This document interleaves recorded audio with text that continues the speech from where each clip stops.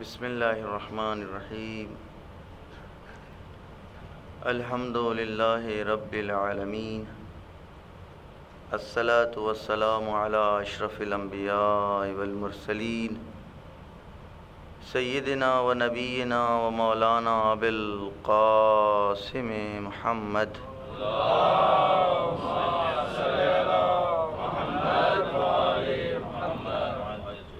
وآلہ الطیبین الطاہرین المعصومین المنتجبین المنتخبین المطہرین الذین اذھب اللہ عنہم الرجس وطہرہم تطہیرا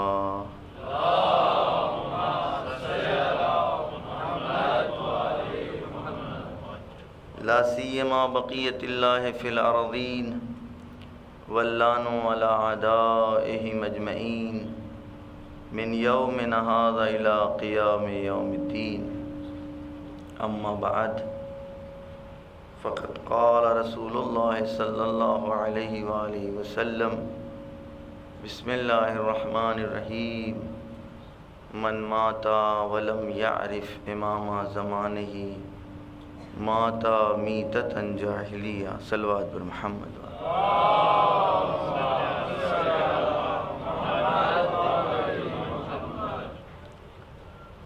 حسب سابق آج بھی ایک مرتبہ حمد و 3 مرتبہ سورہ توحید کی تلاوت فرما کر تمام مومنین اور مومنات کی ارواح کو مخصوصاً یہاں سے متعلق جو مومنین ہیں مولانا ہاشم صاحب، نجفی صاحب و دیگران اپنے بزرگوں اور مرحومین کی ارواح کو دیا فرمائے۔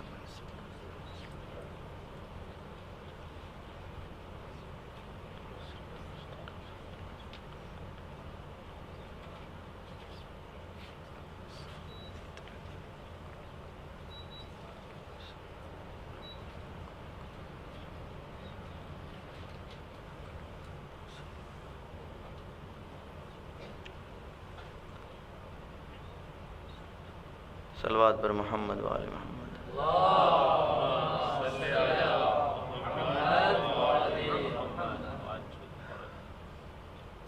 دل چاہتا ہے ہمیں بھی کہ آپ لوگ قریب بیٹھا کریں، لیکن ہماری ہمت نہیں پڑتی ہے کہ آپ لوگوں سے کہیں کہ آپ کی شان بزرگی مانے ہوتی ہے کہ درخواست کریں کہ قریب آ جائیں۔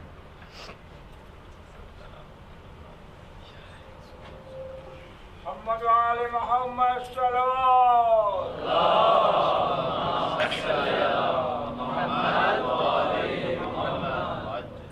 میرے بزرگوں، عزیز دوستوں، جو موضوع تھا، عنوان تھا اور ہے وہ ہے حجت خدا۔ ہم اپنے زمانے کی حجت کو پہچانیں، سلسلہ امامت کو پہچانیں، اور اگر ہم نے حجت خدا کے سلسلے میں جتنی ہم میں توان اور قدرت ہے، جتنے ہمارے پاس ذرائع شناخت اور وسائل معرفت ہیں، ان کے ذریعے ہم نے جتنا حاصل کر لیا تو میرا مقام، میری زندگی، میری حیات، دستور زندگی سب کچھ بدل جائے گا۔ جو لوگ اس مقام پر پہنچے ہوئے ہیں ان کی زندگیوں پر نگاہ ڈالیں کہ انہوں نے کیسی زندگیاں گزاری، کس طریقے سے انہوں نے اپنے آپ کو اہل بیت علیہم الصلاۃ والسلام کے لیے اپنے آپ کو پروانہ بنا لیا۔ پروانہ بنا کر وہ ہمیشہ ہمیشہ کے لیے باقی ہیں، آج بھی باقی ہیں، کل بھی باقی تھے، کل بھی باقی رہیں گے۔ اگر کسی کو غور کرنا ہو، حقیقت کو دیکھنا ہو کہ مردے کیسے زندہ رہتے ہیں، تو دیکھیں کہ وہ لوگ کہ جن کو دنیا مردہ کہتی ہے وہاں زندے طواف کرتے ہیں اور ان کو زندگیاں ملتی ہیں۔ وہ تمام مزارائے شہداء کہ جہاں پر اہل حیات لوگ جاتے ہیں اور طواف کرتے ہیں، اور صرف زمین والے طواف نہیں کرتے، آسمان سے اترنے کے لیے لائن لگتی ہے ان کو وقت دیا جاتا ہے کہ کب کس کو موقع دیا جائے گا کہ وہ لوگ کہ جن کو ہم اور آپ مردہ سمجھ رہے ہیں، لیکن وہ ایسے باحیات ہیں کہ صرف زمین والوں کو حیات نہیں بانٹتے بلکہ آسمان والے حیات لینے کے لیے ان کے در پر آتے ہیں۔ صلوات بھیجیے محمد۔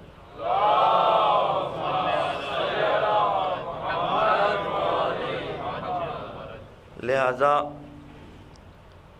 معرفت کے اعتبار سے، شناخت کے اعتبار سے مقام ہے، میں نے ایک دن کسی دن آپ کے سامنے عرض کیا تھا کہ راویوں کا مقام جو لوگ اہل بیت کی احادیث کو نقل کرتے ہیں، نقل کرنے کے اعتبار سے جن کا شرف ہے وہ ہے، لیکن درایت کے اعتبار سے، روایت کے اوپر غور کرنے کے اعتبار سے ان کے مقامات اور الگ ہو جاتے ہیں۔ یہی وجہ ہے کہ کیٹیگریز ہیں ان کے شاگردوں کی، ان کے اصحاب کی۔ سب ہشام نہیں، سب زرارہ نہیں، سب محمد ابن مسلم نہیں۔ کس نے کیا کیا ہے اسی اعتبار سے ان کا مقام تھا، ان کا تذکرہ تھا، ان کا ذکر تھا۔ اگر انصاف سے بتائیں کہ اگر امام موجود ہوتے ہوئے کسی سے یہ کہیں کہ تم بحث کو آغاز کرو، بتائیے وہ کس مقام پر فائز ہوگا؟ ہشام، امام تک خبر یہ پہنچی کہ ہشام بصرے سے لوٹ کر کے آ رہے ہیں۔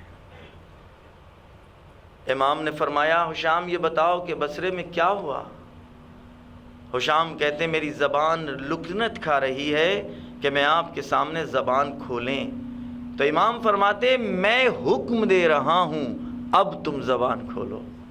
اس کا کیا مطلب ہوا کہ اب صرف تشریعاً حکم نہیں ہے، اب تکویناً بھی حکم ہے۔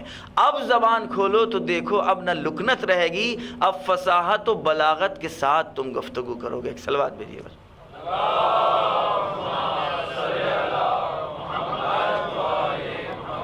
اور اس کے بعد وہ واقعہ کہ یقیناً آپ کا سنا ہوگا، صرف ہمیں متوجہ یہ کرانا ہے کہ امام کے لیے کون کس کام آ رہا ہے اور اس کو کیا مقام مل رہا ہے۔ اور ہشام واقعے کو بیان کرتے ہیں، بصرے پہنچے، مسجد بصرے کی بالکل مجمع سے چھلک رہی ہے، اور ایک جوان 20 سالہ، اور وہ اجازت طلب کرتا ہے کہ میں چاہتا ہوں صدر مجلس پر جانا۔ پہنچ گئے، لوگوں نے راستہ دیا۔ وہاں جانے کے بعد کہتے ہیں مجھ کو کچھ سوال کرنا ہے، کیا مجھے اجازت ہے کہ میں سوال کروں؟ اجازت ملتی ہے۔ کہا اگر میں سوال کروں گا تو آپ کو غصہ تو نہیں آئے گا؟ تکرار کی جاتی ہے اس سوال کی، سوال کرنے والا سوال کر رہا ہے کہ اگر میں کوئی سوال کروں تو آپ کو غضب تو نہیں آئے گا، آپ غصہ تو نہیں ہوں گے؟ کہا نہیں، پوچھو۔ پھر جناب ہشام پوچھتے ہیں یہ بتاؤ کہ تمہاری آنکھیں ہیں؟ کس سے پوچھ رہے ہیں؟ آپ کی آنکھیں ہیں؟ وہ کہ جس ممبر درس پر ہے، کرسی درس کے اوپر ہے، سینکڑوں لوگ نیچے گویا زانو ادب طے کیے ہوئے بصرے میں اس کے کلاس میں آئے ہوئے ہیں، مکتب میں آئے، درسگاہ میں آئے ہوئے ہیں۔ وہاں ایک جوان وہ کہہ رہا ہے کہ یہ بتائیے کہ آپ کی آنکھیں ہیں؟ ظاہر ہے وہ کہتا ہے کہ یہ کون سا سوال ہے؟ جناب ہشام فرماتے ہیں میں نے تو پہلے ہی آپ سے اجازت طلب کی ہے کہ میرے سوالوں کا جواب دیتے وقت آپ کو غصہ نہیں آنا چاہیے۔ اور اس کے بعد جب یہ طے ہو چکا ہے، اس لیے کہ مسجد میں مجمع بھی ہے، اب جناب ہشام جب پوچھتے ہیں کہ ہاں میری آنکھیں ہیں۔ آپ اس آنکھوں سے کیا کام لیتے ہیں؟ میں آنکھوں سے دیکھتا ہوں۔ پھر جناب ہشام فرماتے ہیں یہ بتائیے کہ آپ کے کان بھی ہیں؟ کہاں ہیں؟ کان سے آپ کیا کام لیتے ہیں؟ کہ کانوں سے میں سنتا ہوں، اور ہر سوال کے اوپر جس سے سوال کیا جا رہا ہے وہ بھڑکتا ہے کہ یہ کون سا سوال ہے، اور ہر سوال کے بعد حضرت ہشام یہی فرماتے ہیں میں نے تو پہلے ہی کہا تھا کہ میں جب سوال کروں تو آپ کو غصہ نہیں آنا چاہیے۔ اور اس کے بعد پے در پے سوال کرنے کے بعد جناب ہشام فرماتے ہیں یہ بتائیے کہ آپ اپنے کانوں سے جب مسموعات آپ تک پہنچتی ہے اور آپ آنکھوں سے دیکھتے ہیں تو کبھی ایسا ہوتا ہے کہ ان دونوں کی اطلاعات میں آپس میں ٹکراؤ پیدا ہو جائے؟ کان آپ کو کسی ایک چیز کی اطلاع دے رہی ہو لیکن آپ آنکھ سے کچھ اور دیکھ رہے ہوں، تو جب یہ اختلاف پیدا ہوتا ہے تو آپ رجوع کس کی طرف کرتے ہیں؟ کیا کوئی ایسا نظام آپ کے بدن میں خداوند عالم نے خلق کیا ہے کہ جب یہ قوہ باصرہ، قوہ ذائقہ، قوہ شامہ، قوہ لامسہ یہ تمام معلومات کو آپ کی طرف منتقل کریں اور ان تمام معلومات میں آپس میں ٹکراؤ ہو جائے؟ تو کیا نظام بدن میں کوئی ایسا سسٹم ہے کہ اس اختلاف کو دور کر سکیں، آپ حل کر سکیں؟ وہ کہتا ہاں ہے ایسا سسٹم، ممکن نہیں ہے کہ گویا یہ تمام اطلاعات دے اور ان اطلاعات میں اختلاف ہو جائے تو کوئی سسٹم نہ ہو. کہا وہ سسٹم کیا ہے؟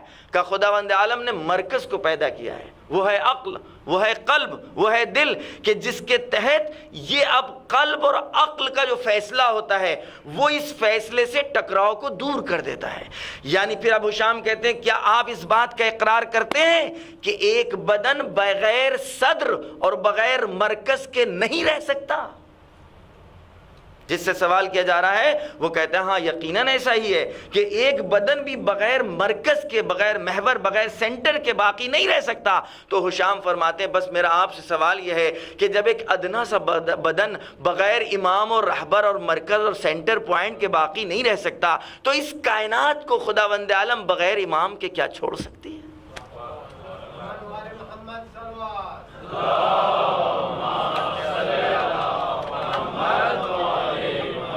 ایک اور صلوات دیجیے محمد.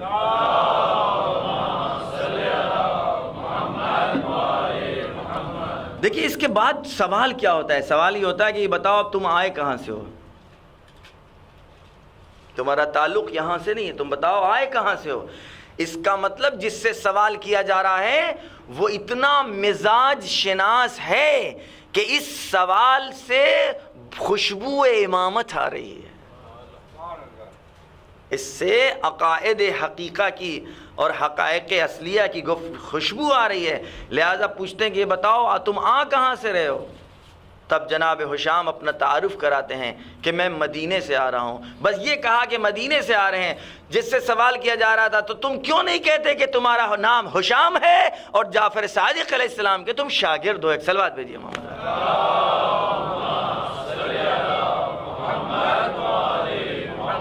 یعنی حشام نے اپنے زمانے میں اپنی شناخت کروا لی تھی. میں نے یہ واقعہ آپ تک اس لیے پہنچایا کہ آپ دیکھیں کہ اگر کوئی امام وقت کا متوالا پروانہ بن جائے تو لوگ اس کے حرکات، اس کے سکنات، اس کی کردار سے پہچان لیتے ہیں کہ یہ کون ہے، اس کا کام کیا ہے، یہ کس طرح کی گفتگو کرتا ہے. لہذا حشام کے عمل کو اور حشام کے استدلال کو دیکھنے کے بعد حشام نے صرف یہ بتایا تھا کہ میں مدینے سے آ رہا ہوں، بقیہ انٹروڈکشن خود اس نے کرا دیا کہ اس کا مطلب آپ حشام ہیں اور جعفر صادق کی شاگرد ہیں. ایک اور صلوات بھیجیے.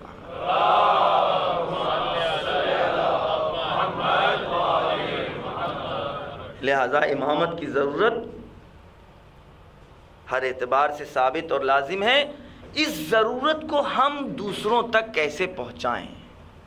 لہذا اب تک جو میں گفتگو آپ کے سامنے کر رہا تھا اور کر رہا ہوں وہ اسی چیز کو پیش کرنے کے لیے کہ ہمارے بچے اور ہمارے جوان متوجہ رہیں کہ بغیر امام و بغیر ہادی کے کوئی بھی زمانہ خالی نہیں چھوڑا جا سکتا.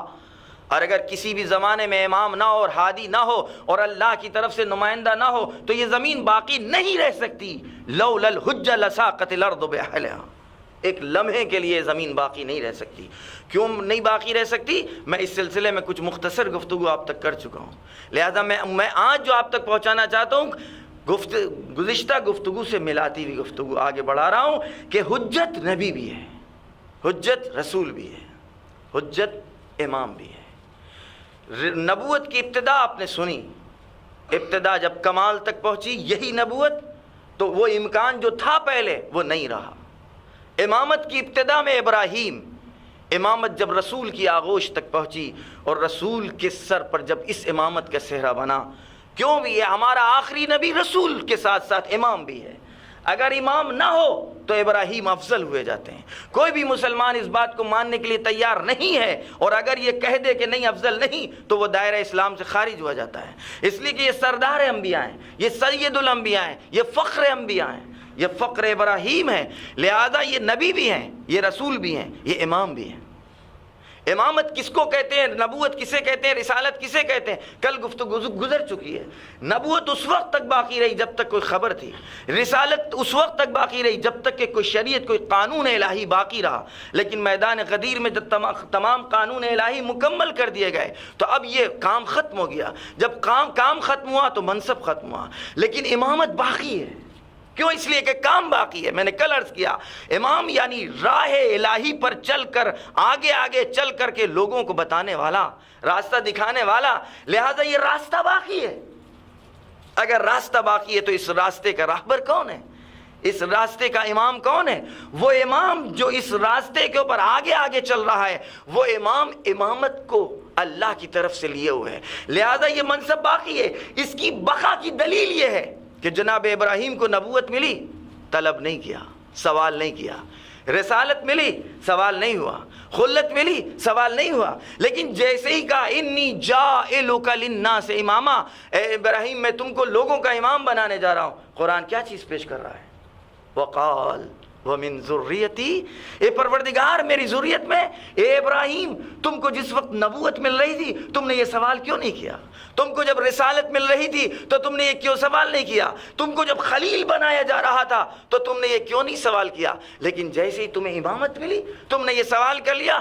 شاید ابراہیم بتائیں کہ تم تو خود بھی سمجھ رہے ہو میں وہ منصب اور عہدہ کیوں مانگوں کہ جو ختم ہونے والا ہے، لہٰذا میں وہ منصب مانگ رہا ہوں جو باقی رہنے والا ہے۔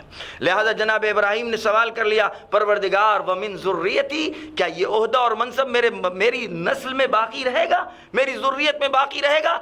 سوال ابراہیم نے منصب امامت کی اہمیت کو بتایا، جواب خدا نے اہمیت کو اور دو بالا کر دیا۔ ایک صلوات بھیجیے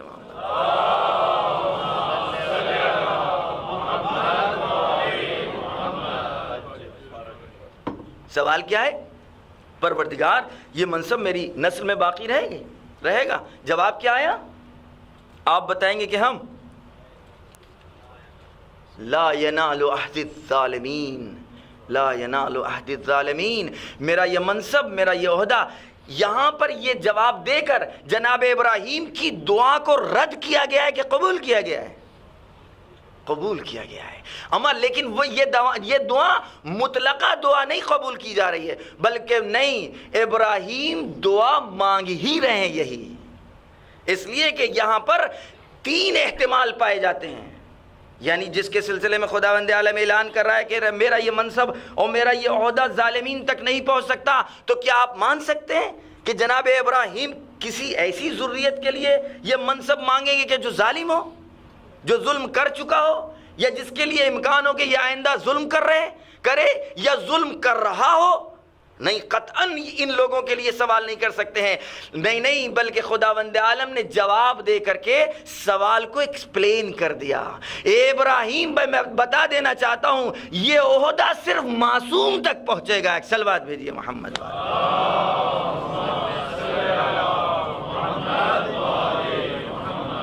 ایک اور صلوات بھیجیے محمد۔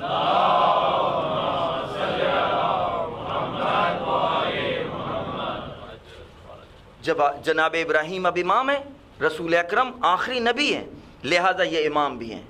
اب یہ بتائیے کہ ان کے بعد جو سلسلہ نیابت شروع ہوا، یہ نبی نبوت کے نائب ہیں، رسالت کے نائب ہیں کہ امامت رسول کے نائب ہیں؟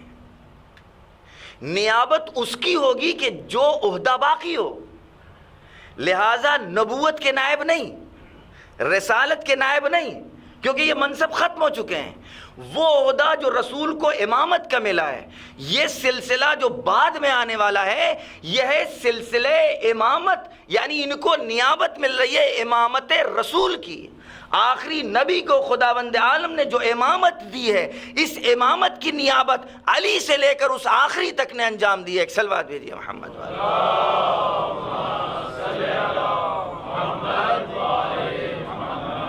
اب اس ابتدا میں کیا سوال تھا؟ کیف تحیی الموتی۔ اب یہ امامت جب علی تک پہنچے گی تو آپ نے دیکھا کہ حضرت نے کیا فرمایا، وہاں ضد کی جا رہی ہے، یہاں اعلان کیا جا رہا ہے، وہاں پوچھا جا رہا ہے کیسے مردوں کو زندہ کرتے ہو، یہاں یہ خود مردوں کو زندہ کر رہے ہیں۔ فرق دیکھ رہے ہیں آپ؟ وہاں امامت کی ابتدا ہے کہ جہاں کہا جا رہا ہے پروردگار تو مردوں کو کیسے زندہ کرتا ہے، علی ابن ابی طالب تک جب یہ امامت پہنچی تو یہ مردوں کو زندہ کر رہے ہیں، لہذا دونوں میں فرق دیکھیں۔ لیکن اب یہاں پر ایک سوال ہے، ہمارے نبی آخری نبی کا اعلان تمام انبیاء نے کیا، ہمارے بعد ہر نبی نے اپنے بعد میں آنے والے کا اعلان کیا۔ ایک صلوات بھیجیے محمد۔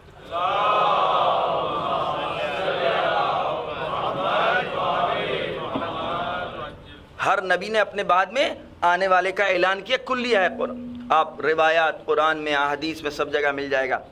ہمارا نبی آخری نبی ہے، ہمارے نبی کے سلسلے میں ایک اعلان بھی کیا گیا، ہمارے نبی کی نبوت کے سلسلے میں عہد و پیمان بھی لیا گیا۔ یعنی روایتوں میں ملتا ہے کسی نبی کو نبوت اس وقت تک نہیں دی گئی جب تک کہ ہمارے آخری نبی کی نبوت و رسالت و امامت اور علی ابن ابی طالب الی مہدی تک کسی نے امامت کا اقرار نہ کر لیا ہو، ولایت کا اقرار نہ کر لیا ہو۔ یعنی آدم کی نبوت، یعنی ابراہیم کی امامت، یعنی موسیٰ کی گویا رسالت، یہ تمام رسالتیں، نبوتیں، امامتیں سب مبتنی ہیں ایک اقرار کے اوپر۔ جب تک ہمارے آخری نبی کی نبوت و رسالت اور علی سے آخری امام تک اس کی ولایت کا اقرار نہ کر لیا۔ صلوات بھیجیے محمد۔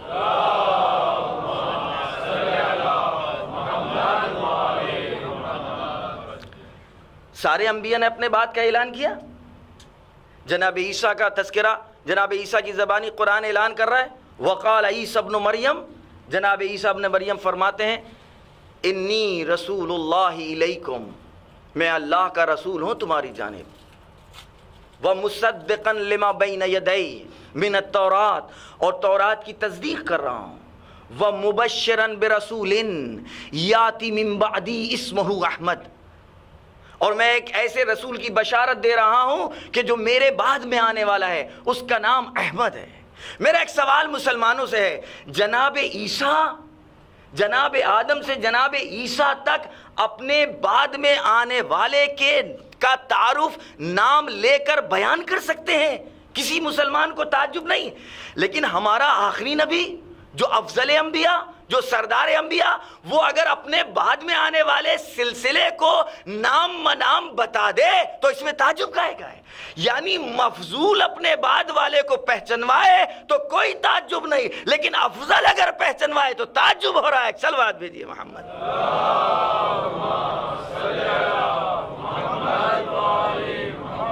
ٹھیک جائیے، ابھی ہمیں کام ہے آپ سے، یہ بتائیے کہ ہم نے دوسروں کی نبوتوں کو، ہم نے اپنے نبی کی نبوت کو گزشتہ کے انبیاء کے اقرار کی بنا پر مانا؟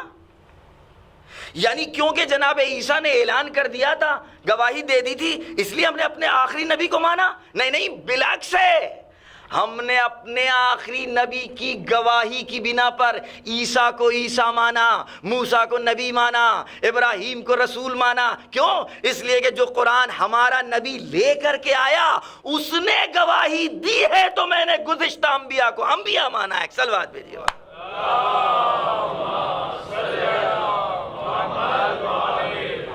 میرے عزیز دوستوں، یہ بتائیے اگر سلسلہ ما سبق کی تصدیق کر دے تو ان کی رسالتیں اور نبوتیں بچ جائیں، تو سلسلہ ما یاتی جو بعد میں آنے والا سلسلہ ہے، اگر اس کی گواہی میرا رسول دے دے تو کیوں نہیں مانا جا سکتا ہے؟ صلوات بھیجیے محمد۔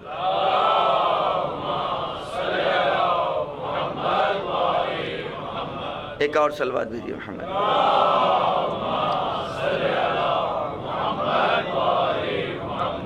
پوری طرح توجہ کیجئے گا، قرآن آواز دے رہا ہے کونوا مع الصادقین، صادقین کے ساتھ ہو جاؤ۔ صادق کے ساتھ نہیں، صادقین کے ساتھ۔ اگر لفظ صادق ہوتا یعنی سنگلر کا صیغہ ہوتا تو آپ کہہ سکتے تھے کیونکہ رسول امین بھی صادق ہیں، قرآن نے تذکرہ کیا ہے، ہم لوگ ان کے ساتھ تو ہیں۔ یہ صادقین ہیں، ایک گروہ ہے، ایک سلسلہ ہے، اور ہر دور میں اس کی فرد کا ہونا ضروری ہے، کیونکہ اگر آیت ہر دور میں فرد نہ ہو تو آیت کا اعلان بغیر تطبیق کے باقی رہ جائے گا۔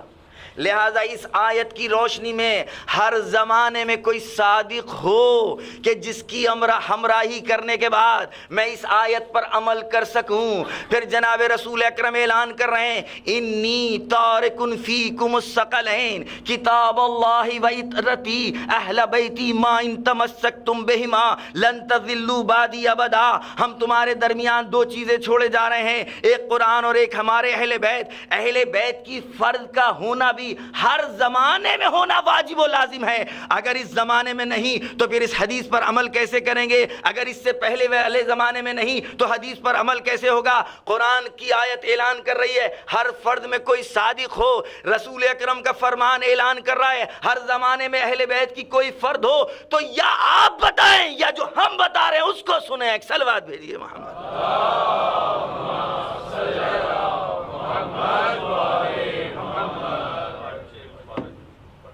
صحاح ستہ حدیث رسول ہے. ہمارے بعد 12 خلیفہ ہوں گے, ہمارے بعد 12 سردار ہوں گے. صحاح ستہ کا اتفاق, اس حدیث کے اوپر اتفاق ہے کہ میرے بعد 12 خلیفہ اور 12 جانشین ہوں گے. اس سلسلے 12 کی فہرست کسی مکتب نے پیش کی ہو تو بتائیں. انجیل میں 12 سردار بنی اسرائیل کے 12 سردار جناب اسماعیل کی نسل میں.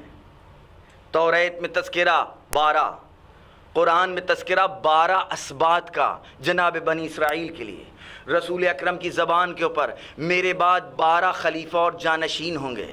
اب سلسلے کو پہچنوایا ہے, لیکن وہ میں ابھی روک رہا ہوں. میں ابھی یہیں پر آپ سے گفتگو کرنا چاہتا ہوں. رسول اکرم فرماتے ہیں میرے بعد 12 ہوں گے. کون کون ہوں گے اس کی بات بعد میں ہوگی. میں کہتا ہوں ابھی تو کہا ہے کہ 12 پیش کریے, وہ کون ہے. یا اگر فہرست پیش کی جا رہی ہے یا تو 12 سے بڑھی جا رہی ہے یا 12 سے گھٹی جا رہی ہے. کوئی بھی 12 کی فہرست مرتب نہیں کر سکا. میرے ایک مرحوم عالم دین کا جملہ ہے, کیسے مرتب کر سکتے ہیں جب اس سلسلے کی پہلی ہی کڑی ہاتھ سے چھٹ گئی تو سلسلہ مرتب ہی نہیں ہو سکتا ہے. ایک صلوات بھیجیے محمد.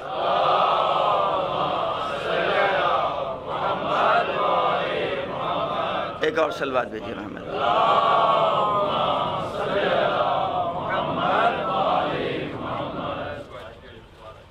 صحاح ستہ کی فہرست کو ایک یورپین عیسائی اسکالر نے فہرست کو مرتب کیا ہے.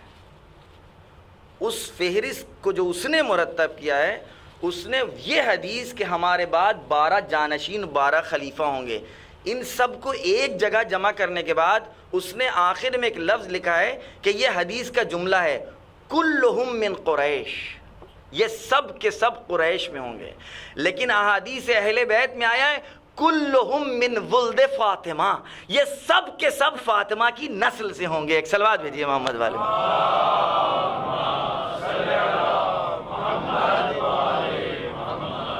ٹھیک ہے, یہاں تک آپ میرے ساتھ تھے. اب یہ بتائیے کہ 11 کو تمام اتفاق ہے, تمام مسلمانوں کا اتفاق ہے. میں ابھی 2-4 ریفرنس آپ کے سامنے پیش کروں گا.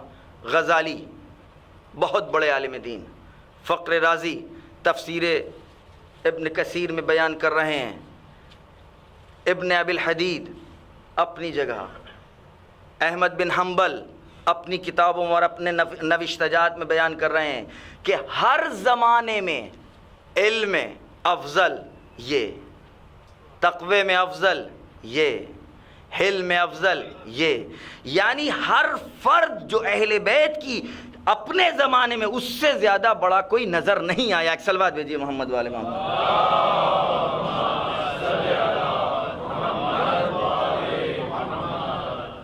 اب یہ آپ ریفرنس کے ساتھ سن لیجئے تاکہ میں متن آپ تک پہنچا دوں. ایک اور صلوات بھیجیے محمد والے.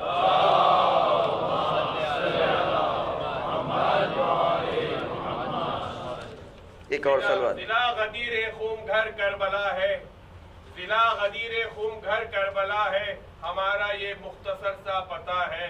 جنت بہت قریب ہے یہاں سے, فقط 12 قدم کا فاصلہ ہے. نعرہ حیدری حیدری بر حبیب خدا خاتم الانبیاء بلند تر صلوات.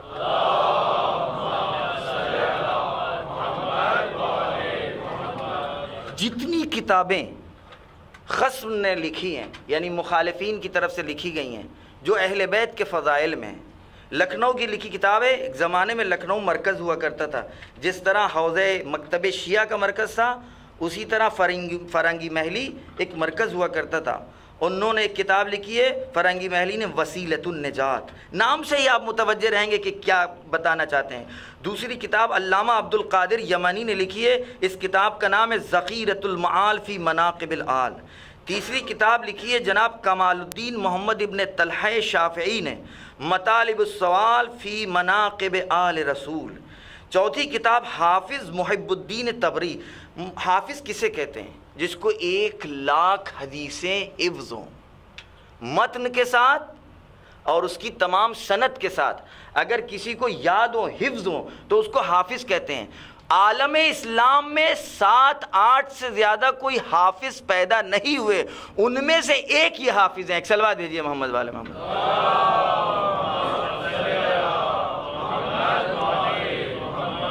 دیکھیے، ان کے فضائل پڑھنا پیش کرنا مقصود نہیں تھا، بلکہ اب ہم ان کے قول کو نقل کرنے جا رہے ہیں تاکہ ان کی اہمیت بتلا دیں کہ کوئی معمولی عالم دین نہیں ہے جن کو حافظ کہا جاتا ہے۔ حافظ محب الدین تبریز ذخائر العقبہ فی مناقب ذوی القربہ، صواعق محرقہ، ایک کتاب ابن حجر نے لکھی ہے جو رد تشیع میں لکھی ہے، یعنی ہمارے مکتب کی مخالفت میں لکھی ہے، تمام ہمارے عقائد کے خلاف لکھا ہے، لیکن خلاف میں طے کیا ہوا قلم جب آل رسول کے فضائل تک پہنچا تو ایسا ہوا کہ جیسے یا تو قلم اپنی مرضی سے ان کے اختیار سے نکل گیا، اب قلم پر صاحب قلم کا اختیار چلا، اس لیے کہ جو تحریر سامنے آئی ہے اس تحریر کا خلاصہ یہ ہے کہ اہل بیت کی ہر فرد اپنے زمانے میں اکمل ہوا کرتی تھی۔ ایک صلوات دیجیے۔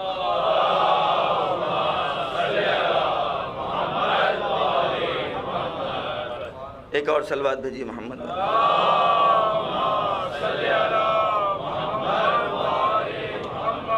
اب دیکھیے، ایک دو عبارتیں بھی ہم پیش کر دیں۔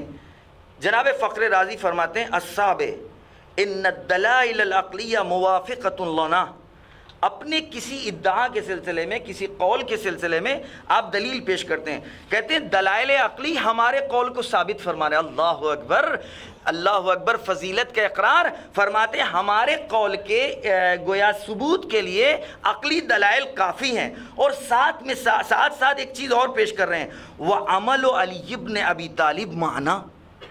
ایک تو عقلی دلائل ہمارے قول کو ثابت کر رہے ہیں، دوسرے علی کا عمل ہمارے اس دعوے کو ثابت کر رہا ہے۔ آپ دیکھ رہے ہیں، ایک طرف عقل کل اور ایک طرف علی ابن ابی طالب کا عمل۔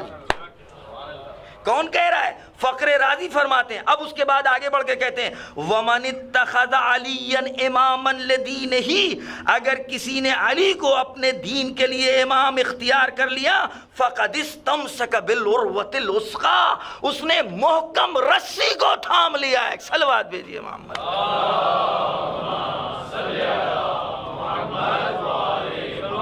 محمد وآل محمد۔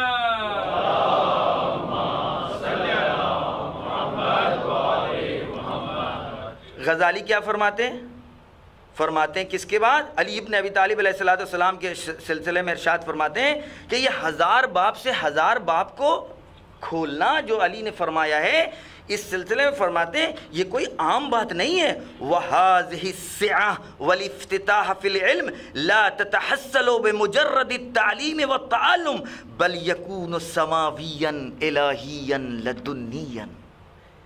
یہ قدرت اور یہ ملکہ جو علی ابن ابی طالب نے پیدا کر لیا کہ رسول کے 1000 باب سیکھنے کے بعد ہر باب سے 1000 باب کھول دیے، اس میں یہ علم سیکھنے اور سکھانے سے نہیں آتا، زانو ادب کو طے کرنے سے نہیں آتا، بلکہ اس میں الہی قدرت دخیل ہے کہ جیسے آسمان کی طرف سے یہ علم ان کو ملا ہے۔ ایک صلوات بھیجیے وہاں۔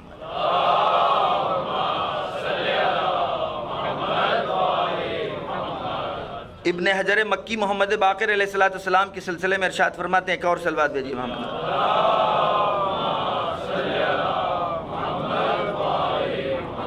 فرماتے ہوا باقر العلم وشاہر علمہ وصفا قلبہ وطہرت نفسہ وعمرت اوقاتہ بطاعت اللہ ولہ من الرسوم فی مقامات العارفین ما تکل عنہ السنۃ الواصفین سمی بالباقر من بقر الارض اذا شقها لانہ اظہر مخبئات الکنوز العلم۔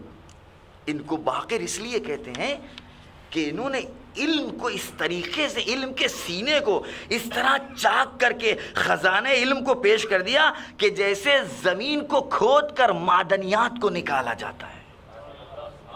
باقر کو باقر اس لیے کہا جا رہا ہے. جناب ابو حنیفہ فرماتے ہیں لولا السنتان لحلق النعمان، اگر وہ 2 سال شاگردی کے جو میں نے چھٹے امام کی خدمت میں انجام دیے اگر نہ دیا ہوتا تو میں ہلاک ہو جاتا. ایک صلوات بھیجیے امام.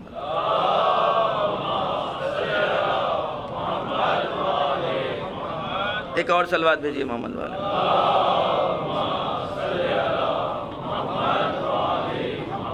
یہ میں نے آپ کے سامنے کیوں پیش کیا؟ اس کا مطلب 11 تک لوگوں کا اقرار ہے. علی ابن ابی طالب اپنے زمانے میں 1، امام حسن اپنے زمانے میں 1، امام حسین علیہ السلام اپنے زمانے میں 1. امیر شام کے اقرارات موجود ہیں روایت تاریخ میں، یعنی جو قتل کر رہا ہے اس کے اقرار موجود ہیں کہ کون اپنے زمانے کی کیسی شخصیت ہے. چوتھے اپنے زمانے میں 1، پانچویں اپنے زمانے میں 1، یعنی یہ 11 نسلیں ہر زمانے میں ہر تمام صفات کمالیہ کا مرکز بنی ہوئی ہیں.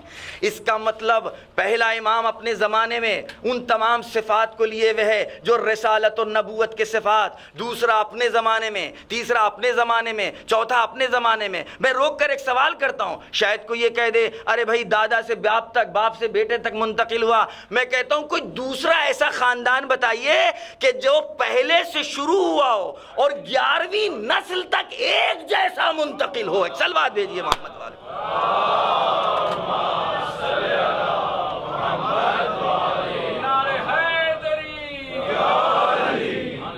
پہاڑ کے اس طرف کی باتیں تو نہیں کر رہے نا، یہی کی بات ہے نا. سامنے بتائیے تو 2 2 4 کی بات ہے. کوئی ایک خاندان خانوادہ طاقت کے اعتبار سے بتا دیے، شجاعت کے اعتبار سے بتا دیے، علم کے اعتبار سے بتا دیے. بھئی ہم نے تو یہ دیکھا کہ دادا اگر صاحب کمال تو بیٹا غیب، بیٹا نکل آیا تو پوتے تک پہنچا تو صاحب کمال صاحب نقص میں تبدیل ہو گیا. یہ سلسلہ 1 2 کے بعد اب رد و بدل ہونے لگتا ہے. لیکن 11 نسلوں تک 11 نسلوں تک ایک جیسا وقار، ایک جیسا کمال، ایک جیسا حسن، ایک جیسا علم، ایک جیسی شجاعت. اس کو لفاظی نہ سمجھیے گا، آپ جائیں مطالعہ کریں. علم علی کے زمانے میں کوئی دوسرا. خلیل ابن احمد کہتا ہے علی، کسی نے سوال کر لیا علی کے فضائل کے بارے میں آپ کیا جانتے ہیں؟ کہتے ہیں اس کی شخصیت کے بارے میں پوچھ رہے ہو کہ جس کے فضائل کو دوستوں نے خوف میں اور دشمنوں نے حسد میں چھپایا، پھر بھی زمین و آسمان کے درمیان اتنے ہیں کہ اب تک جمع نہیں ہو پائے. صلوات بھیجیے محمد.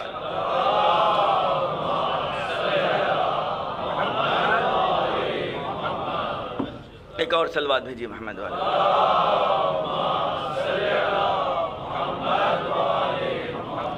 11 تک اقرار ہو گیا نا. 11 تک تاریخ کا اقرار، آپ کی کتابوں کا اقرار کہ ان میں وہ تمام صفات پائے جا رہے تھے کہ جو نبوت کے لیے ضروری ہوتے ہیں، رسالت کے لیے ضروری ہوتے ہیں. لیکن رسالت ختم ہو چکی ہے، نبوت ختم ہو چکی ہے. اب ایک ہی چیز باقی ہے، نیابت رسول. لہٰذا اب یہ نائب ہیں. میں کہتا ہوں جب 11 تک اقرار کر لیا تو پھر 12ویں میں اس سچے کی سچائی پر شک کیسا؟ بھئی 11 تجربے آپ کے پاس ہیں، 12ویں ہی کو تو آپ نے نہیں دیکھا، تو 12ویں پر پہنچنے کے بعد اب اس صادق کے صداقت میں شک کیسا؟ جب 11 تجربے آپ کے پاس موجود ہیں تو 12ویں کے اوپر اس کی صداقت کی بنا پر مان لیجئے. ایک صلوات بھیجیے.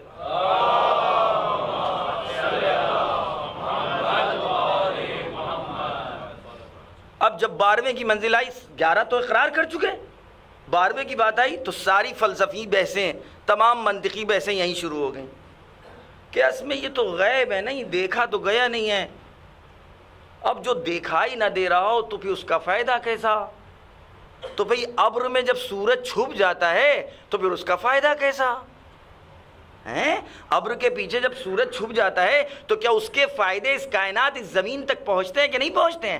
اگر سورج نہ ہو تو پتہ ہے زمین کا کیا حال ہوگا. یہ روایت ہے کہ جو ہم نے آپ تک پہنچایا ہے کہ پردے غیب میں امام کا چھپا رہنا بالکل ویسا ہی ہے جیسے ابر کے دوران سورج چھپتا ہے. صلوات بھیجیے امام.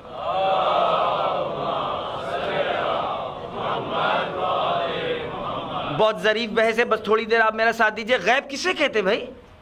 جو دکھائی نہ دے. اور لیکن ہم کیسے ایمان لیں؟ میں کہتا ہوں اسلام کی بنیاد ہی غیب پر ہے. خدا کو کب دیکھا؟ رسول کو دیکھا ہے، رسالت کو کسی نے دیکھا؟ نبی کو دیکھا ہے، نبوت کو کسی نے دیکھا؟ وحی کو دیکھا؟ قرآن کو اترتے ہوئے دیکھا؟ یہ سب کچھ غیب ہی تو ہے، کسی کے قول کی صداقت کی بنا پر مانا جا رہا ہے. ایک صلوات بھیجیے محمد.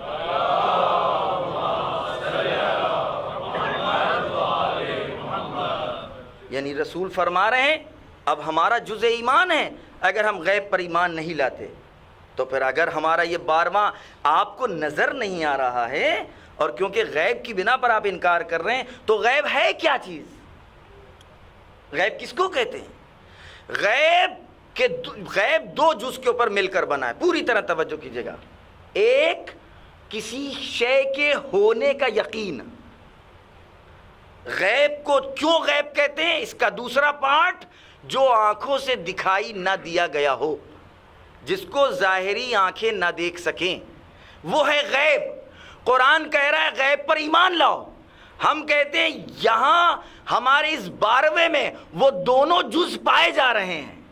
اگر معیار غیب یہ ہے کہ کوئی شے ہو اور اس کے ہونے پر یقین ہو اور وہ ظاہری آنکھوں سے دکھائی نہ دے، یہ دونوں پارٹ ہمارے اس 12ویں میں ہیں. اس کے ہونے پر یقین کیوں؟ کیونکہ رسول صادق کہہ رہا ہے. اگر اس کے ہونے پر شک تو پھر اس صادق پر شک، اور اس پر شک یعنی دائرے سے باہر. اس غیب کا دوسرا جز ہونے کا یقین ہو، ظاہری آنکھیں دیکھ نہ سکیں، یہ کیسے ثابت کریں گے؟ اس کا ثبوت تو میری آنکھیں دیکھ رہی ہیں، بس یہی کیونکہ آپ کی آنکھوں نے نہیں دیکھا. یہ دوسرا پارٹ. لہذا یہ چیز غیب کی بنا کے اوپر اگر ہمارا 12واں غیب ہے تو غیب پر ایمان لانا جز اسلام بھی ہے، جز ایمان بھی ہے. صلوات بھیجیے.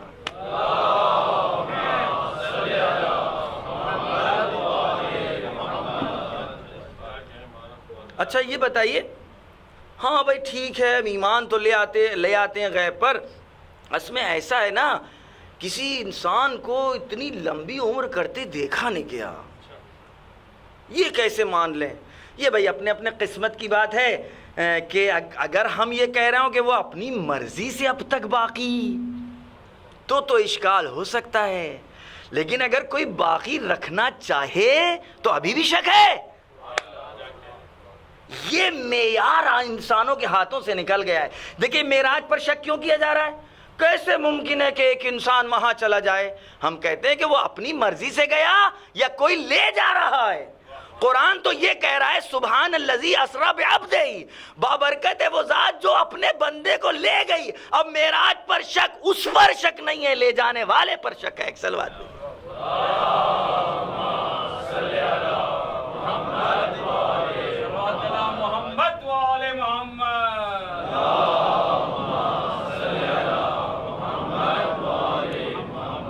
اچھی والی صلوات ایک بھیج دیں.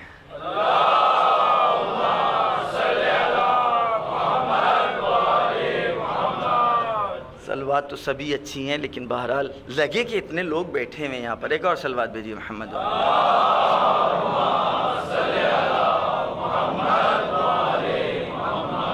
اس کا مطلب کہتے نہیں اتنی طولانی عمر کسی نے کی نہیں. یہ بتائیے ایک مسلمان ہو کر کے یہ بات کر سکتا ہے؟ جناب نوح کی عمر کے لیے کیا کہا جائے گا؟ جناب آدم کی عمر کے لیے کیا کہا جائے گا؟ اصحاب کہف کے لیے کیا کہا جائے گا؟ میرے عزیز دوستو آدمی کہیں پر تو رکے. یہ تو قرآنی استدلال ہے نا. قرآن کہہ رہا ہے، کوئی روایتوں کی کتاب نہیں ہے، تاریخ کی کتاب نہیں ہے کہ نہیں بھائی تاریخ میں جھوٹ سچ ہے، تاریخ کوئی نہ پڑھے. قرآن کہہ رہا ہے جناب نوح کے سلسلے میں، اصحاب کہف کے سلسلے میں، حضرت آدم کے سلسلے میں روایتیں موجود ہیں سب باقی. اب یہ اپنی قسمت ہی تو ہے کہ باطل کے نمائندے کو تو آپ مان رہے ہیں لیکن حق کے نمائندے کو نہیں مانتے. ایک صلوات بھیجیے محمد والے محمد.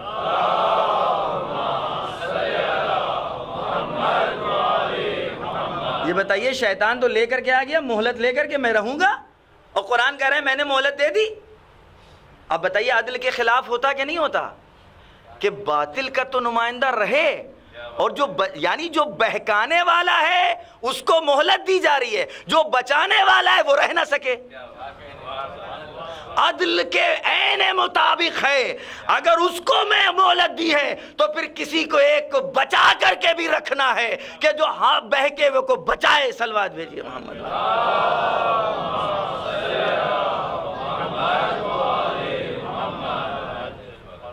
ایک اور صلوات بھیجیے.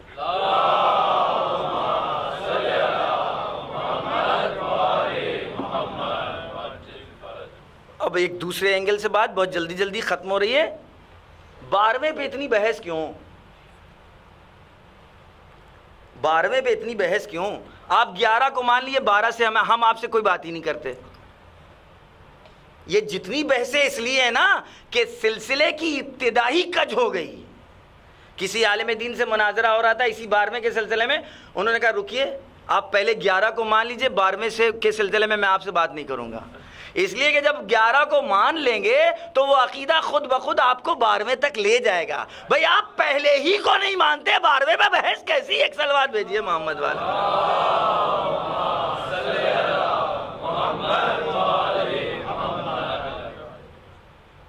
بہت ظریف بات ہے جو کسی عالم کی کہی ہوئی ہے جو آپ تک پہنچا رہے ہیں کہ کسی انسان کو اب تک زندہ رہتے اتنا دیکھا نہیں گیا. کیا پیارا جواب دیا ہے. فرماتے ہیں اگر یہ بات کرتے ہیں تو آپ نے کسی انسان کو اب تک زندہ رہتے نہیں دیکھا. میں آپ سے پوچھنا چاہتا ہوں کہ میں نے اپنی موت سے اس خاندان میں کسی کو مرتے نہیں دیکھا. مطلب کی ظرافت کو لیں، عمق کو لیں، گہرائی کو لیں. وہ کیا کہنا چاہتے ہیں؟ وہ فرماتے ہیں آپ یہ کہہ رہے ہیں کہ کسی انسان کو ہم نے اب تک زندہ رہتے اتنی طولانی عمر کا نہیں دیکھا. وہ فرماتے ہیں رکیے، مجھ کو تو اہل بیت میں سے کوئی بھی اب تک اپنی موت سے مرتا ہوا نہیں دکھا.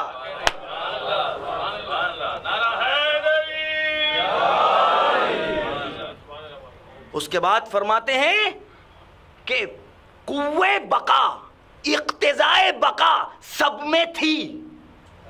اگر باہر سے رکاوٹیں نہ آتی تو باقی رہتے.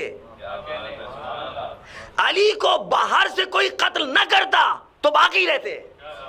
حسن کو کوئی باہر سے قتل نہ کرتا، یعنی بیرونی اسباب فراہم نہ ہوتے، حملے نہ ہوتے تو حسن باقی رہتے، حسین باقی رہتے، سید سجاد باقی رہتے، باقر باقی رہتے. اس کا مطلب اقتضائے بقا سب میں.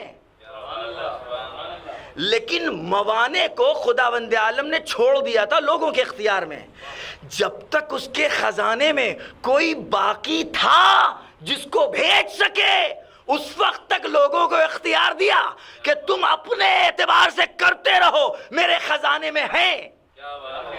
لیکن جب اس کے خزانے کے سب قربان ہو چکے، اب ایک ہی گوہر باقی رہ گیا تو اس نے اختیارات کو سلب کر لیا. ایک صلوات بھیجیے.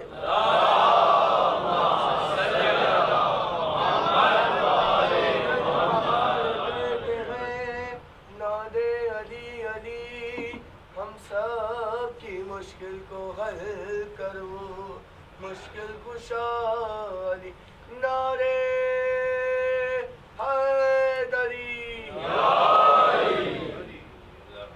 اور حقیقت بھی ہے، حقیقت بھی ہے. کون اپنی موت سے مرا؟ موت کے لیے سبب چاہیے،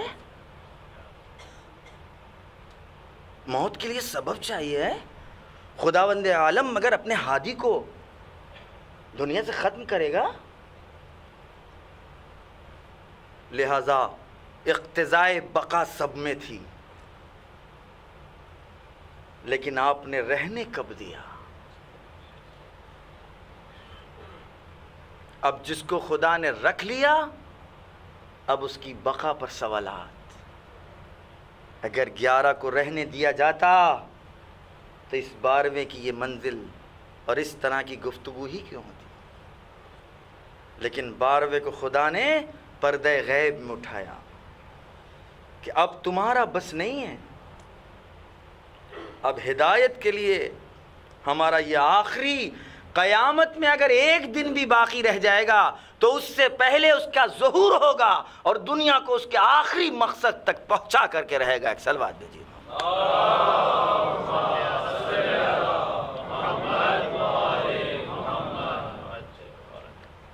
روایت میں ہے ہم میں سے کوئی ایسا نہیں جو اپنی موت سے اس دنیا سے گیا، یا زہر سے مسموم کیا گیا، یا تلوار سے قتل کیا گیا۔ آج بعض لوگ اپنی تحقیقات کو پیش کرتے ہیں جو روایت کے مقابل میں، نص کے مقابل میں، کہ فلاں امام اپنی طبیعی موت سے گئے ہیں۔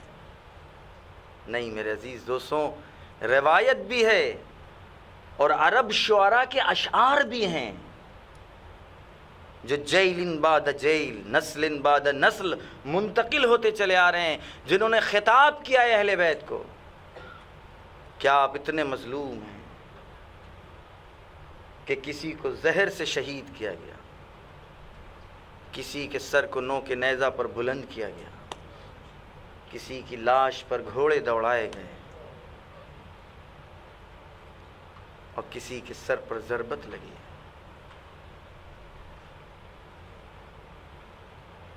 لہذا ہدایت ہم تک ہمیشہ پہنچتی رہے گی، یہ ہادیوں کا عہد و پیمان ہے اپنی اللہ کی بارگاہ سے۔ سب کچھ انہوں نے برداشت کیا لیکن ہدایت کے پہلو کو کبھی ہاتھ سے جانے نہیں دیا۔ میں تو غور کرتا ہوں کہ جیسے کربلا کے مرقع میں اگر آپ غور سے نگاہ ڈالیں تو امام کے ہر اقدام پر ہدایت کا پہلو نظر آتا ہے۔ کبھی جوان علی اکبر کو بھیج رہے ہیں، شاید اس سے لوگوں کو کچھ ہدایت مل جائے، کبھی بے شیر ششماہ علی اصغر کو لے کر کے آ رہے ہیں، شاید اس سے کسی کو کوئی ہدایت ہو جائے، کبھی یتیم حسن کو بھیج رہے ہیں کہ شاید اس سے کسی کو ہدایت مل جائے۔ اور ایک منزل وہ بھی آتی ہے جب آپ کا بھائی آ کر کے آپ سے سوال کرتا ہے، آقا ہمیں مرنے کی اجازت دیجیے، آقا ہم کو بھی جنگ کی اجازت دیجیے۔ امام فرماتے ہیں میرے بھائی تم ہمارے لشکر کے علمدار ہو، تم ہمارے لشکر کے علمدار ہو۔ جناب عباس فرماتے ہیں میرے بھائی یہ بتائیے وہ لشکر کہاں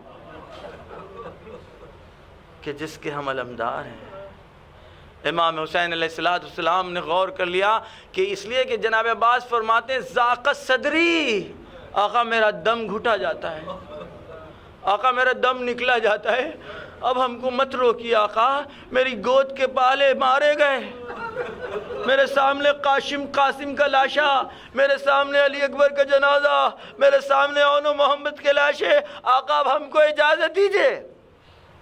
روایتیں بتاتی ہیں کہ امام نے عباس کا ہاتھ پکڑا اور خیام کا ایک مرتبہ دورہ کروا دیا، اور اسی اثنا میں اس خیمے کے قریب سے بھی گزر گئے کہ جہاں بچے بیٹھے ہوئے ہائے پیاس کر رہے تھے۔ امام نے فرمایا عباس تم نے سنا ان بچوں کی آواز؟ ارے جنگ پر جانے سے پہلے، میدان میں جانے سے پہلے ان بچوں کے لیے پانی کا اہتمام کر دو۔ میں کہوں گا آقا آپ نے عباس کے ہاتھوں کو باندھ دیا، وہ عباس جس کی مقصد حیات یہی تھا، ارے جس کی ماں کے ساتھ شادی ہوئی کہ وہ عباس کام آئے گا، عباس سے کربلا میں لوگ اسی طرح کی گفتگو کرتے ہیں۔ شب عاشور جناب زہیر فرماتے ہیں عباس آپ کو پتہ ہے کہ آپ کی ماں کے ساتھ شادی مولا علی نے کیوں کی تھی؟ ایک مرتبہ عباس نے انگڑائی لی، کہتے بندے ذرا ٹوٹ گئے، فرماتے یا زہیر اتشجونی، ہم کو شجاعت دلا رہے ہو زہیر؟ ارے کل بھائی سے اجازت دلوانا۔ میں کہوں گا بات تمہارے دل کے حوصلے دلی میں باقی رہیں گے۔ جزاکم اللہ خیر الجزا۔ جناب عباس سے فرماتے پانی کا اہتمام کرو، خود مشکیزہ نہیں دیتے، کہتے جاؤ اس خیمے میں جہاں مشکیزیں رکھے۔ عباس کو دکھانا منظور تھا۔ اب جو خیمے پہنچے تو کیا دیکھا؟ ننھے ننھے بچے، پیاسے بچے خشک مشکیزوں کو اپنے سینے سے لگائے ہوئے۔ عباس نے یہ منظر دیکھا، مشکیزہ لیا، اس کے بعد میدان میں جانا چاہتے ہیں۔ نقل مختلف ہے، کہتے ہیں یا امام نے تلوار کو ہاتھ سے لیا، ٹوٹا نیزہ دیا، یا سکینہ نے کہا چچا جو بھی تلوار لے کر گیا ہے وہ واپس نہیں آیا۔ ایک ٹوٹا نیزہ دیا جاتا عباس کو، میدان میں حملہ کر دیں تاکہ پانی لے آئے۔ ترائی میں گھوڑا ڈالا، مشق کو پر کیا، اور اب لوٹ رہے کہ پانی پہنچا دے۔ پانی کے بعد جنگ میں کی اجازت ملنے والی ہے، پانی کے بعد میں اکبر کو بدلہ لوں گا، پانی پہنچا دوں پھر محمد کا انتقام لوں گا، بچوں کو پانی پلا دوں پھر جا قاسم کا بدلہ لوں گا۔ عباس کے ذہن میں ایک ہی فکر ہے، میں یہ پانی پہنچاؤں۔ اسی اثنا میں وار ہوا، دائنا بازو قلم ہوا، بایاں بازو قلم ہوا۔ عباس نے مشق تسمے کو اپنے دانتوں سے دبایا کہ میں کسی طرح پانی پہنچاؤں۔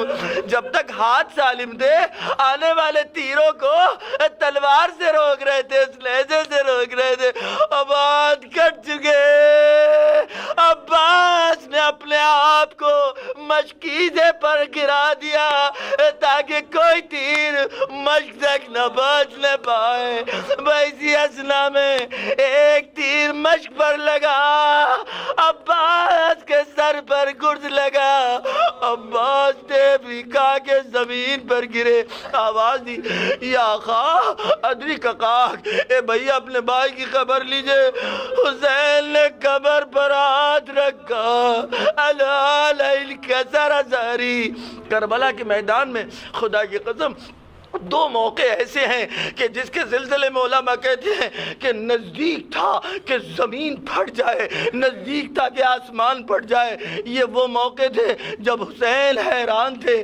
ان میں سے ایک موقع وہ تھا جب علی اکبر نے آواز دی تھی حسین نے دائلی دے گا، بھائی دے گا، کوئی نظر نہ آیا۔ کہتے حسین خاموش کھڑے ہوئے آسمان کی طرف نگاہ کیے ہوئے۔ زینب سمجھ گئی، اپنے آپ کو خیمے سے نکالا، اکبر کی لاش پر گرا دیا۔ دوسرا موقع وہ ہے جب عباس نے آواز دی تھی یا آغا ادری کا خاک، اے بھئی اپنے بھائی کی خبر لیجئے۔ حسین نے کمر تھامی، فتحیر الحسین۔ ایک مرتبہ حسین حیران رہ گئے، یہ کیا ہوا؟ میرا عباس چلا گیا۔ اور اس مرتبہ حسین ہے جو میدان کی طرف بڑھ رہے ہیں، گھوڑے سے زمین پر آتے ہیں، زمین سے شانوں کو اٹھایا، کٹے ہوئے ہاتھوں کو اٹھایا، ہاتھوں کو اٹھانا تھا کہ دشمن کی طرف سے آواز آنے لگی، اے زہرا کے بیٹے، اے زہرا کے بیٹے کیا چن رہے ہو، زمین سے کیا اٹھا رہے ہو؟ عرب کے کلچر میں ماں کے نام سے کسی کو پکارا نہیں جاتا ہے۔ اگر کسی کو ماں کے نام سے پکارا گیا یعنی توہین کرنا مقصود ہوتی ہے۔ کہتے جیسے امام نے اپنی ماں کا نام سنا، فرماتے ابا ابا تم نے دیکھ لیا، تم کو کیوں نہیں میدان میں بھیجتے تھے؟ ارے آج سے وہ آنکھیں چین سے سوئیں گی جو راتوں کو جاگتی تھی، اور ان آنکھوں کا چین آنکھوں سے دور چڑھ گیا، دور ہو گیا، جو چین سے سویا کرتے ہوتی تھی۔ عباس کے سرانے پہنچے، عباس سے پوچھتے ہیں بھیا کوئی وصیت تو نہیں ہے؟ یہاں پر ذاکرین کہتے ہیں عباس سے ایک وصیت امام فرماتے، امام حضرت عباس امام سے 2 وصیتیں کرتے ہیں، اے آقا میرے لاش کو خیمے تک نہ لے جائیے، میرے لاش کو خیمے تک نہ لے جائیے گا۔ ارے وجہ کیا ہے میرے بھائی؟ فرماتے آقا ہم بچوں سے وعدہ کر کے آئے، ہم بچوں سے وعدہ کر کے آئے، ارے میں پانی نہیں پہنچا پایا، اور دوسری وجہ یہ ہے ارے ہمارے اس طرح کے ہمارے بدن کو دیکھیں گے، ہماری لاش کو یہ خواتین بچے دیکھیں گے تو ان کا امن ختم ہو جائے گا، ارے وہ بے چین ہو جائیں گے۔ امام دعا دیتے عباس خدا تم کو جزائے خیر دے، مرنے کے بعد بھی تم کو میرے بچوں کا خیال ہے۔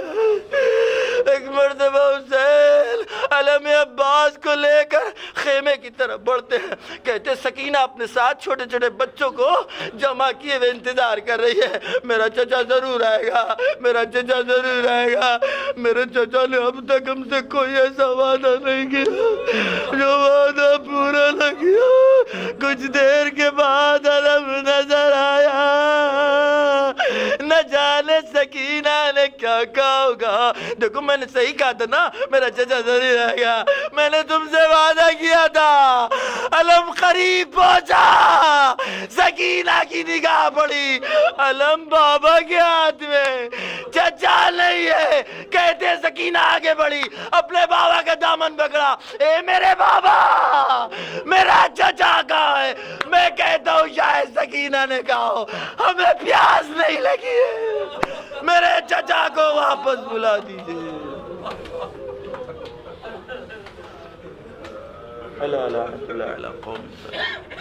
وَسَيَعْلَمُ الَّذِينَ ظَلَمُوا أَيَّ مُنْقَلَبٍ يَنْقَلِبُونَ۔ پروردگار ہم سب سے اس مختصر سی عبادت کو قبول فرما۔ پروردگار اس دولت اور اس سرمایہ پر ہم سب کو باقی رکھ، ہماری نسلوں میں محبت اہل بیت کو کوٹ کوٹ کر کے بھر دے، جہاں جہاں ظلم اور ظالم کو نیست و نابود کر، مظلوموں کی حفاظت فرما، اہل بیت کے چاہنے والے جہاں بھی ان کی جان و مال و عزت و آبرو کی حفاظت فرما۔ 1 مرتبہ سورہ حمد اور 3 مرتبہ سورہ توحید کی تلاوت فرما کر تمام وہ افراد کی جن کے نام اس میں ہیں ان سب کے لیے آپ ایصال فرما دیں، اور جناب سید عباس اور ان کی زوجہ کے لیے صحت کے لیے دعا کی درخواست کی گئی ہے۔ ایک اور بچہ ہے جس نے اپنے گھر میں اپنی والدہ کے لیے کہا ہے صحت کے لیے۔ تمام مرزائے اسلام کے لیے دعا فرمائیں بحق زہرا و ابیہا و بعلہا و بنیہا و سر المستودع فیہا۔ پروردگار جتنے مریض ہیں سب کو شفا عاجل عنایت فرما، مخصوصاً جن لوگوں کے لیے کہا گیا ان سب کو شفا عاجل عنایت فرما، اور 1 مرتبہ سورہ حمد کی تلاوت فرما کر جناب مرحومہ نازنین بیگم، مرحوم سید اختر احسن، سید ہاشم، مولانا ابن حسن نجفی صاحب، استاد سبد جعفر صاحب اور مرحوم اہل تراب شاہ صاحب، ان سب کو